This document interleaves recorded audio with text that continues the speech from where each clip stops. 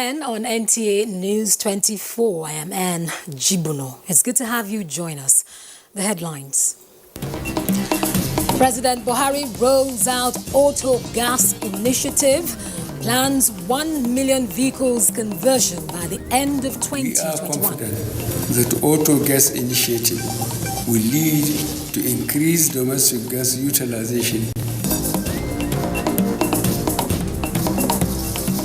Nigeria to extradite former chairman Pensions Reform Task Team Abdul Rashid Maina following his re-arrest in Niger Republic. Ending HIV and AIDS, stakeholders advocate testing, treatment and private sector ownership.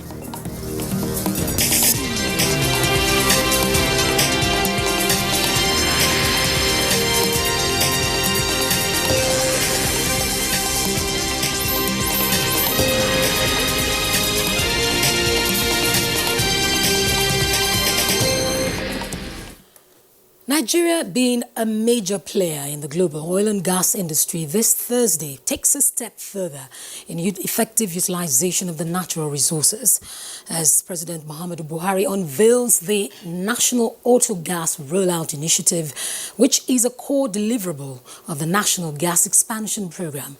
The Auto Gas Rollout event, as the President says, signifies the realization of government's commitment to ensure the domestic utilization of the nation's vast gas resources, which currently stands at over 2 trillion cubic feet.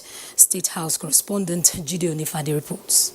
What we have always said is that gas is the area that will create linkages with the people. Unfortunately, from the beginning of the oil industry in Nigeria, we have focused more on oil.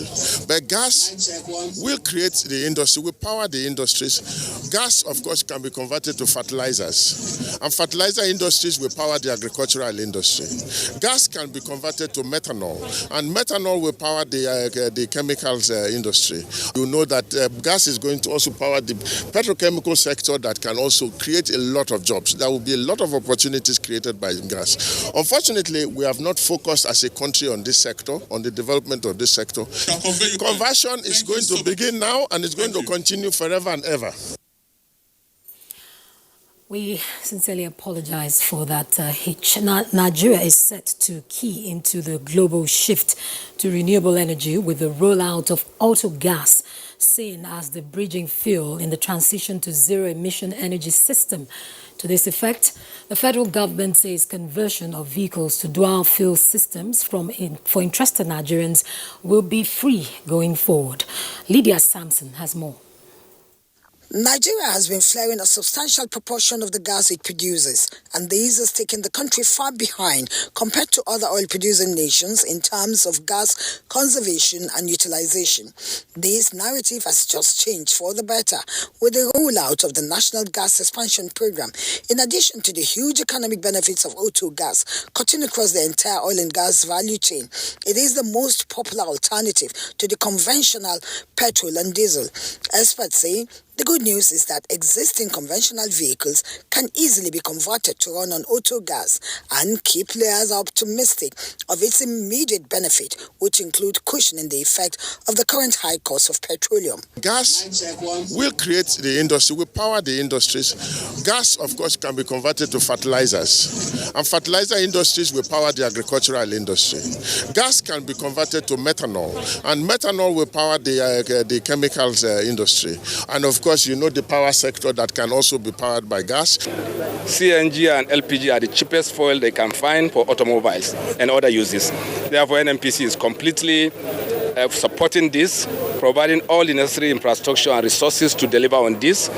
Of course, it's also our primary role to provide the combustion kits for all vehicles until other private sector people can come in. Our takeaway is that we are happy that we enable another business and we create another opportunity. The gas expansion program is expected to open wide many windows of investment and employment, followed by private sector participation, which will be harnessed for maximal economic growth. A cross-section of critical stakeholders applaud the initiative by government. The marketing staff, the technician doing the conversion, which Direct employment may be more than 10%, but based on 10% at 1 million per annum, automatically guarantee employment, direct employment to 10 million Nigerians. Thank you very much. We will have to migrate from what we are doing to the new one. That is to say, we combat from the old system to the new system.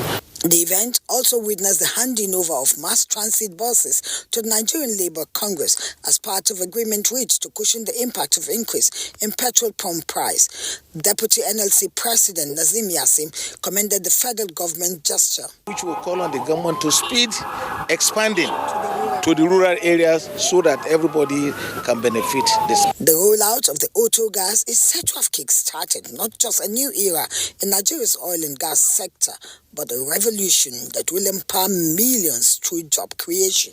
In Abuja, Lydia Samson, NTA News.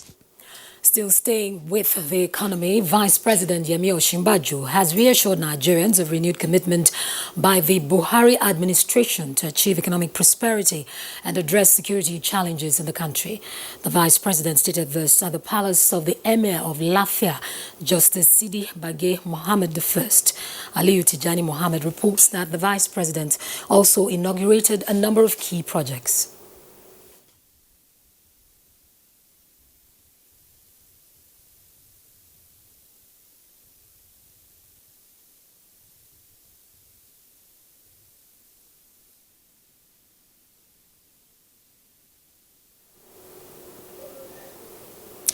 We apologize for the loss of audio there. Now, towards enhancing e-commerce, the federal government has engaged stakeholders on proper blueprint. This and more on Business News with Runami Egirani.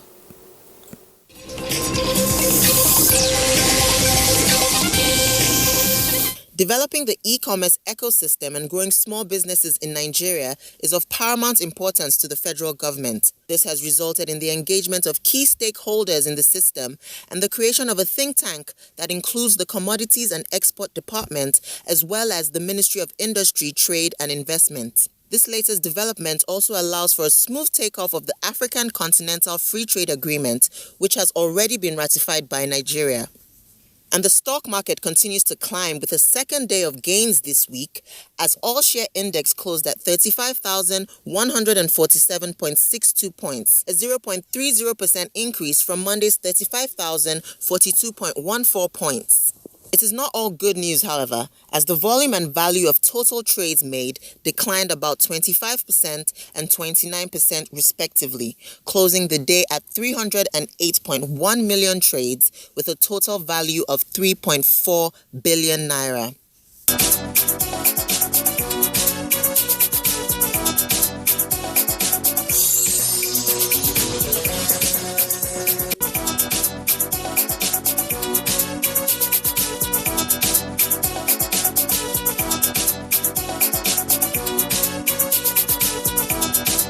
With Business News, I'm Runami Egirani.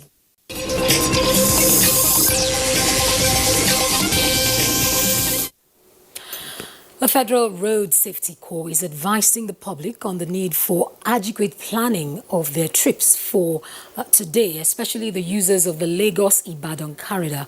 This follows a tank explosion on Magboro Bridge on the outward Lagos section of the expressway in the early hours of today. A statement from the Corps reveals that the fire, which was still burning as at 5:20, is an indication of the likelihood of a total standstill situation of vehicular movement along the expressway. Relentless efforts by the statement adds, however, says is ongoing to extinguish the fire by men of the fire service and men of other agencies around the scene of the inferno. This is the News at 10. We broadcast live from Abuja on NTA News 24 in our studios here in Abuja. More reports ahead. Stay with us.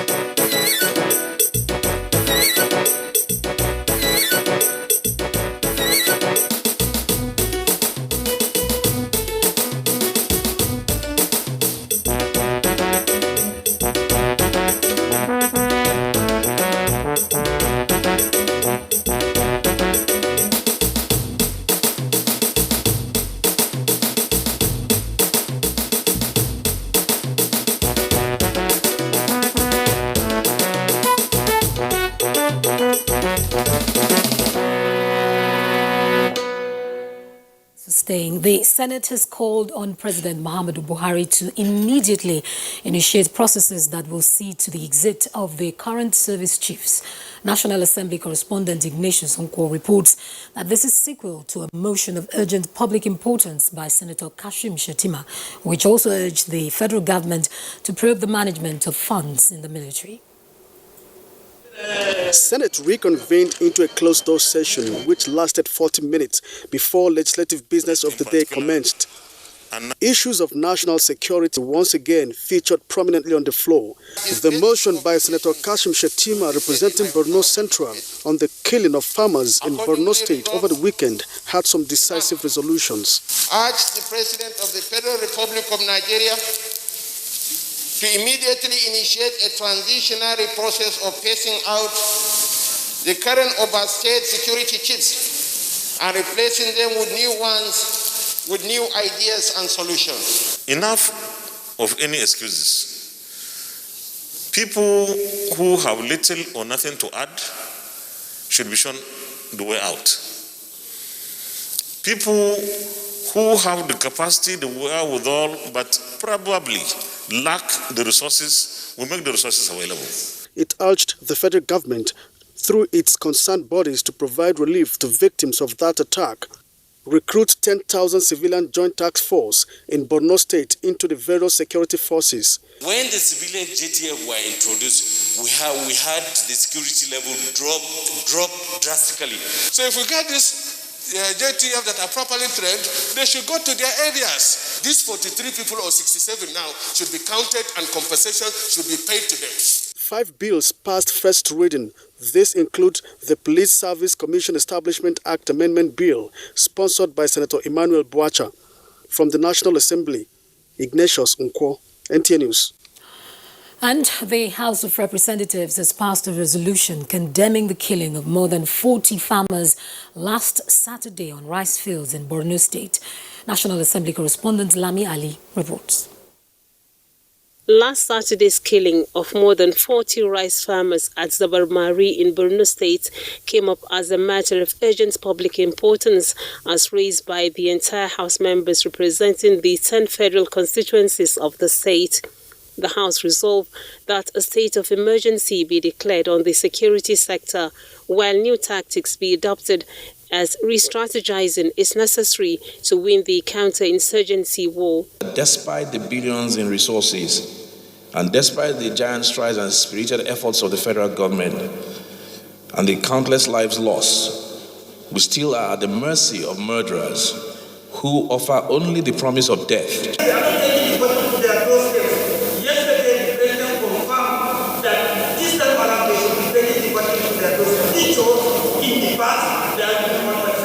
Our farmers don't have to take permission to go to farm. We cannot be at the mercy of Boko Haram. Reach out to Mr. President, maybe through the leadership, and we'll talk to Mr. President and whoever is involved that action has to be taken. Not just action, more action must be taken proactively to stop what is happening in the Northeast. The lawmakers also resolved to invite the president to the House for a brief on the security situation in the country. In another development, the House has resolved to investigate statements credited to a member of British Parliament over false allegations directed at Nigeria's former head of state, as raised by Representative Yusuf Gagdi. An institution like Parliament in the United Kingdom should not have made that statement without any evidence. The rehabilitation of the Upper Iweka Road, which links the 4 geopolitical zones to southeast and south-south through a motion from Obinna Chidoka, was supported by the House due to its economic importance. Among bills that passed second reading are a bill seeking establishments of additional campuses of Nigerian Defence Academy to accommodate more youths wishing to join the armed forces, sponsored by Aniekan Umana, and the bill from Roland Igbapa, which seeks amendments to the Power Reform Act to compel electricity distribution companies to reimburse any consumer that incurs expenses in maintenance of electricity. From the National Assembly, Lami Ali, NTA News. Now, the federal government has maintained that the killings in Borno State is not a true reflection of the successes the military is recording in the fight against insurgents in the northeast. Information and Culture Minister Lai Mohammed said so at an interactive session with online publishers in Lagos. Anthony Forson has details. Going after soft targets is an act of weakness and desperation by terrorists. These were his words, the Information and Culture Minister Lai Mohammed briefing online publishers to bring them up to speed on the state of affairs and the military engagement against Boko Haram, describing the act as cowardice and savagery by a group of deranged terrorists. It does not reflect the progress being made by the military, the minister said. Boko Haram is badly degraded and can only carry out cowardly attacks like the one against defenseless farmers over the weekend. We urge Nigerians not to lose hope in the capability and commitment of the military to round the terrorists. Reacting to the British parliamentarian's position on the situation in Nigeria, Lai Mohammed said it is most disheartening. The parliamentarians in a country with a history of upholding the finest ideals of democracy will act in such an uninformed manner on an issue such as NSAS. The quality of the debate at the British Parliament on NSAS was under par. Fake accusations based on fake news and disinformation were leveled against the federal government by poorly informed participants at the debate. One MP even accused former Nigerian leader General Yakubu Gowon, who served this country to the best of his ability, of stealing half of the Central Bank of Nigeria.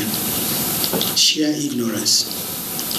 The flippant MP, who unfortunately chairs the Foreign Affairs Committee of the British House of Commons, did a great disservice to himself, the committee he chairs, and the entire Parliament by allowing himself to be misled by fake news.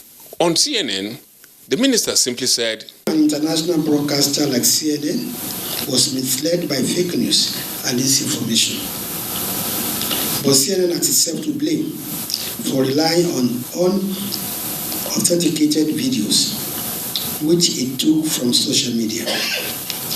Now CNN is seeking to save face by trying to clarify its report, which was not only inaccurate, but failed the simple test of balance and fairness. The minister restated the federal government's position and support for the military, asking Nigerians to form a common front to encourage the nation's military in their quest to protect lives and livelihoods.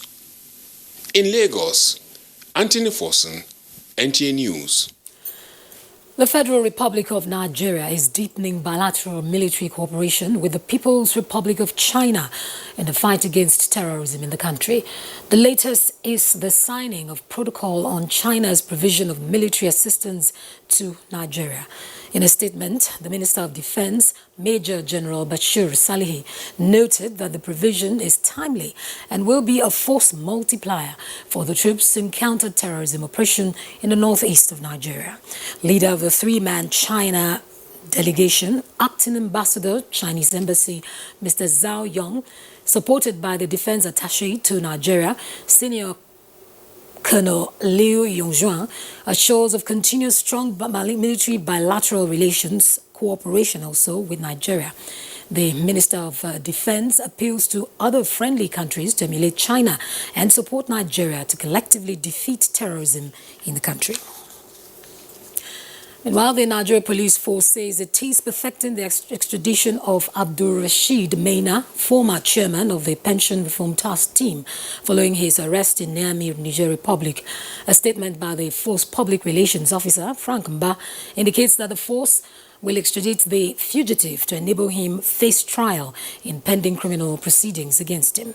Abdul Rashid Maina, who was declared wanted by a court of competent jurisdiction, was arrested through the collaborative efforts of the operatives of the Nigeria Police Force, Interpol, NCB, Abuja, and their Nigerian counterpart. He is currently in detention facility in Niger Republic, awaiting the completion of the extradition processes. Away from security matters, the Senate has confirmed the nomination of Professor Mahmoud Yakubu for reappointment as chairman of the Independent National Electoral Commission. National Assembly correspondent Ignatius Nkwo reports that the confirmation followed the approval of the report of the Committee on INEC on the screening of the INEC chairman nominee. The Senate Committee on Independent National Electoral Commission INEC hereby recommends as follows. That the Senate do confirm the nomination of Professor Mahmoud Yakubu as Chairman, Independent National Electoral Commission, INEC. And having gone through these 5 years, as it is with the practice even in the Parliament that we cherish ranking senators or members of House of Representatives because they have a lot of experience. And I think Mahmoud has acquired same. I stand today to support this nomination. The chairman is a chairman who recognizes the limitations placed on INEC by the enabling law, which is the Electoral Act. Will the Senate confirm the nomination of Professor Mahmoud Yakubu for appointment as Chairman, Independent National Electoral Commission, INEC? Those in favor say aye. Those against say nay. The ayes have it. Senate also confirmed the nomination of Sanusi Garba, Musliu Olalekan Oseni and Aisha Mahmoud for appointment as chairman, vice chairman and commissioners for the Nigerian Electricity Regulatory Commission. Meanwhile, the National Assembly has received executive communication for the consideration of the Finance Bill 2020 as a crucial document for the implementation of the 2021 budget. Knowing your HIV status is absolutely necessary. Not only does it help caregivers with the opportunity to stop the virus from harming you, but provides access to existing interventions. To this end, the global theme for 2020 World AIDS Day calls on leaders and citizens to take responsibility in sustaining efforts at eliminating HIV, especially in the face of COVID-19 and beyond. Uche Ugochukwu reports. An estimated 34 million people are living with HIV/AIDS worldwide, with the burden and prevalence reported among women, children, and the youth.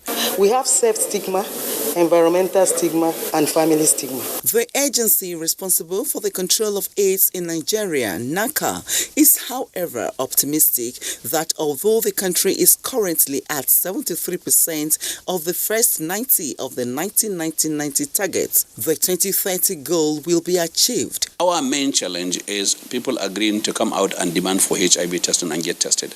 I can assure you, if everyone in Nigeria can get tested to know their status in the next 3 months, and in the next 2 years, we will reach the 95, and we will control HIV in this country. We are working together as a joint team closely with the government of Nigeria to ensure that the adequate policies and standards are maintained as per global expectation, but that we also ramp up critical interventions like testing. And we want to commend the efforts that have been made, but we still have more to do. WHO theme, Global Solidarity, Shared Responsibility, employs all hands on deck to end the scourge. So, get tested. Uche Ugochukwu, NTA News. In the meantime, First Lady of Nigeria, Aisha Muhammadu Buhari, has advocated the need for all critical stakeholders to sustain efforts towards addressing the global burden of HIV and AIDS. The First Lady stated this in a message at an event to commemorate the 2020 World AIDS Day organized by the African First Ladies Peace Mission in collaboration with the Future Assured and the Embassy of the People's Republic of China in Nigeria. State House correspondent Aliyu Kabir reports. The 2018 report by the Joint United Nations Programme on HIV and AIDS, UNAIDS, and the National Agency for the Control of AIDS, NACA, indicate a national HIV prevalence in Nigeria of 1.4% amongst adults aged between 15 and 49 years. This is relatively low compared to previous figures of 2.8. The report further shows that about 1.9 million people are living with HIV in Nigeria. Sustaining the progress so far towards achieving zero HIV infection and discrimination was the focus of this year's World AIDS Day, with a theme ending HIV and AIDS epidemic, resilience and impact, while emphasizing the need for concerted effort to strengthen advocacy towards bridging the gap of those without access to related health services and cure for the epidemic. The First Lady of Nigeria, who is also HIV UN Ambassador, in a message has called on the need for proper funding despite the threat posed by COVID-19 pandemic. As with other spheres of life, this year has been greatly affected by COVID-19. It is important to remember that while funding research and healthcare workers are being diverted to work on COVID-19, essential health services must, however, remain available to people living with and affected by HIV. The strategic collaboration has significantly made a headway in creating awareness, curbing and managing the spread of the virus, as well as reducing the antisocial behaviors towards the victims. Stakeholders will assure their commitment towards the control of HIV and AIDS in Nigeria. The event featured presentation of certificates to students who participated in quiz and essay competition on the topic revolving within the theme of this year's World AIDS Day, geared towards creating more awareness on the dangers as well as the prevention and control measures of the epidemic. In Abuja, Aliu Kabir, NTA News. You're still watching the news at 10 on NTA News 24. Still ahead. Ending HIV and AIDS, stakeholders advocate testing, treatment and private sector ownership. Let's blow your trumpets. Did you get to see the way Tell him about the polls this Don't forget to send in your messages. There's a difference between picking, child, and issue. That is the